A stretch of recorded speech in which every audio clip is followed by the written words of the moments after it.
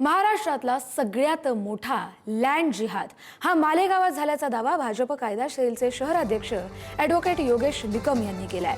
आदिवासींच्या जमिनी वनजमिनी हडपून त्यावर घर, दर्गे, मशिदी, कत्तलखाने उभारले गेले असा खळबळजनक दावा निकम यांनी केलाय। याची तक्रार त्यांनी महसूल मंत्री चंद्रकांत बावनकुळे यांच्याकडे केली आहे।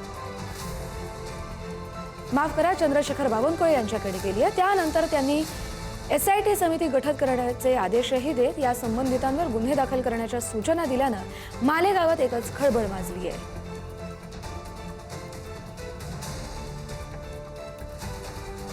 100% हा महाराष्ट्रातील सगळ्यात मोठा लँड जिहाद आहे। कारण 100 ते 200 एकर जमीन मध्ये हा घोटाळा झालेला आहे।